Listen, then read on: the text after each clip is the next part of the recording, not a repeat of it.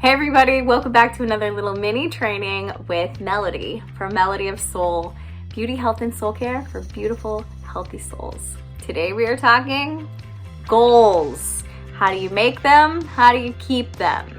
And what are they for? So when I work with people, especially in the financial freedom method, I take people through this little mini training about income and outgoing. And in between what you're bringing in and what you're spending is your leftovers. And what do we do with those leftovers? Well, we've got to apply them to a goal. If they're not applied to a goal, who knows where they go? That's when they start going into the abyss, the unknown. So there are three things that I want to go over with you today that I tell clients to do all the time, and actually it came up today in one of my coaching sessions, the three principles of goal making. So number one, you want to make a list of your goals. And as you make that list, you want to think about what is your immediate goal, so right now, and what is your and then goal, at least three at a time. The reason you want to do this is because you want to be 3 steps ahead of yourself when it comes to goals. Otherwise, you get to the goal and you don't know what to do next. So you lose a lot of momentum and you lose a lot of energy in that transition of trying to figure it all out. So what I recommend with my clients is trying to stay 3 goals ahead. I'll give you some examples of that today.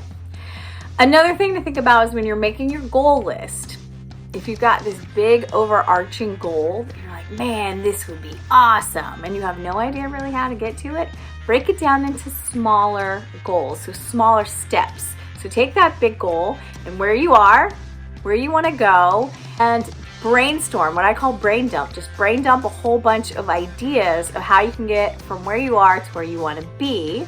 And then pick out some things that feel good, that you're excited about, that feel tangible to you. So no matter if you've got that like huge one that you're trying to get to, you still want to stay that 3 steps ahead of yourself. So even if you got a big one and you have to take like a couple little mini ones and you're like, well, I could do this, and then I could do this, and then I could do this. Because those can be your smaller baby steps or your smaller goals along the way. As soon as you hit that first one, go ahead and start adding. And I could do this, and I could do this, and I can do this. Because the thing is, you can't see that far in the future. You don't know how you're gonna feel about it. You don't know what's gonna happen. You don't know what kind of opportunities are gonna open. So just focus on the small pieces, the small steps.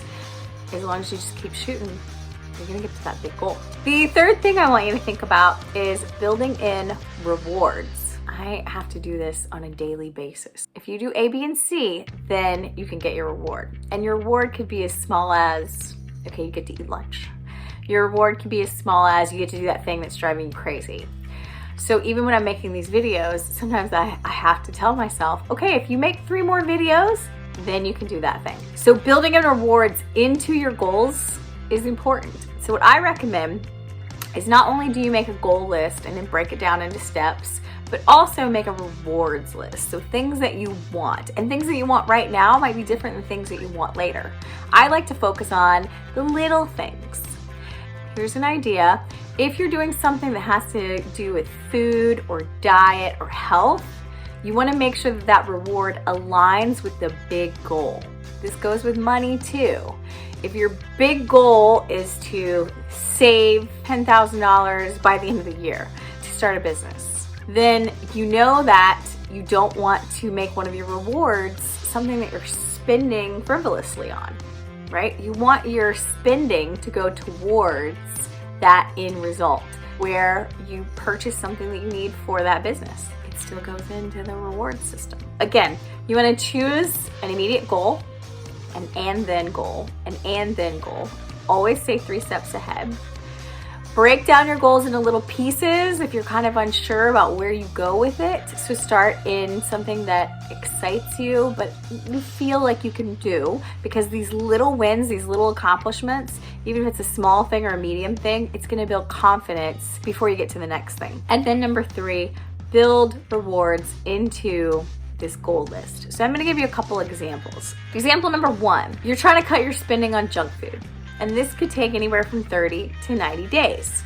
So as you work on this whole cutting process, which means you've already done your budget, you've already figured out where money is going, and you've realized that junk food is one of those places that's draining your budget and your energy, and you've decided you just want to cut it out. It may take 30 to 90 days to actually regulate this spending pattern or this eating pattern. You build a little reward in. So once you've hit the 30-day mark, if you've given yourself a number of, I'm gonna eat out only junk food places this many times by the end of this month, then you give yourself a little reward. Don't give yourself a reward that has to do with food, but maybe something like buy yourself those pair of shoes on Amazon because you did such a good job this month. And then the next month you give yourself another number, and the next month you give yourself another number. And then you're gonna apply that energy, which is your money, and the new energy that you've gotten from not eating junk food, because it's gonna be there, to maybe some new recipes, maybe something that you've been wanting to try. So then you can apply that money differently on your grocery list instead of junk food, because you've lost it in one place in the budget. So we're gonna apply it somewhere else as a goal. This is also kind of a reward if you've always been wanting to try these recipes. You've always been wanting to try something new. And then might be you start working out. You got a little bit more energy, you've been saving some money, you're putting it towards something that's a little bit healthier for you. So maybe you start working out. Working out doesn't cost anything if you just start at home. Maybe you start investing your time and your energy into working out. And then maybe as you get to the 60-day mark and you're really saving a lot of money because you're really not eating a lot of junk food and you're doing more recipes at home and you're working out, maybe your reward is that you join a gym or you start going to a certain class. And then as you start moving this extra money into places that are beneficial for you, you decide goal is to buy some new workout clothes. It might be go on a trip somewhere. It might be do something you've always wanted to do. So now that you're saving something, so you're saving some money and you're building more energy, you can actually start applying the leftovers to these other goals. Another example, let's say you want to add $200 to your income. So maybe you invest a little bit of your side time to a hobby that you really like, to something that you could add as a service or a little business, maybe a product. And let's say that you do add $200 to your income. Not a lot, right? That's not a huge jump to add $200 to your income at the end of the month. But once you do, you give yourself a little reward.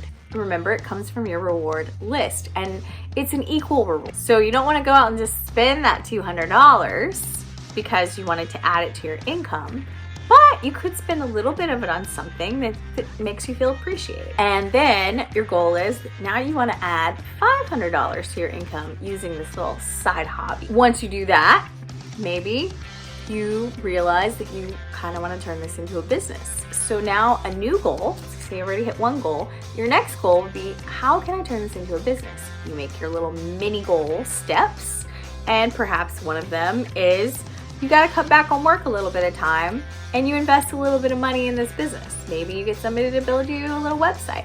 Maybe you get somebody to show you how social media works. Maybe you invest in an e-commerce site of some sort. Then you realize you want to cut back on your job a little bit. So you're going to start requesting a little bit more time from your job, or you're going to change your schedule. So that way you can put a little bit more effort and energy towards this fun little hobby, something that you love. And then you want to produce another $300 a month with this little hobby.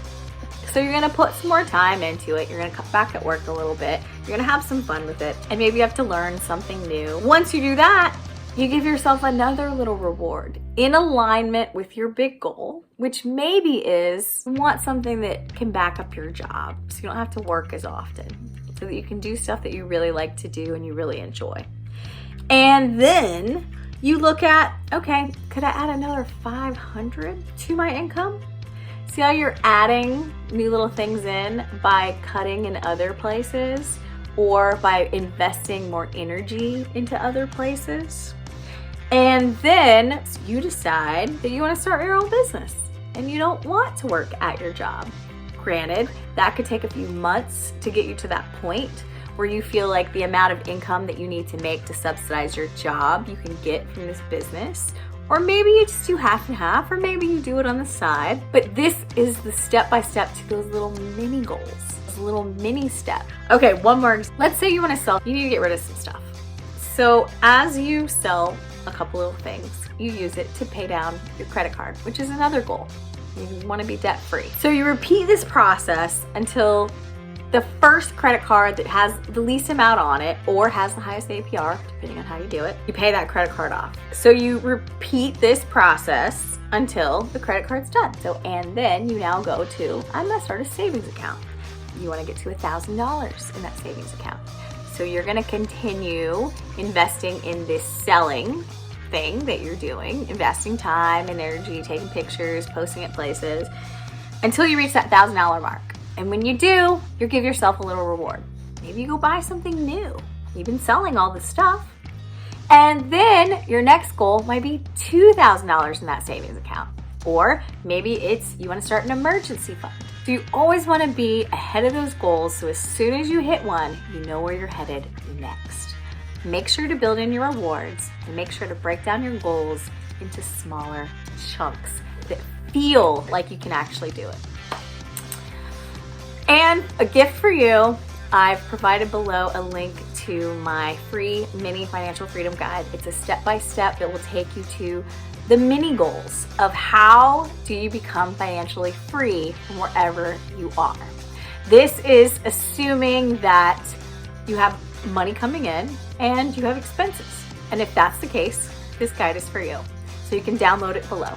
Thanks for watching, and I'll see you next time.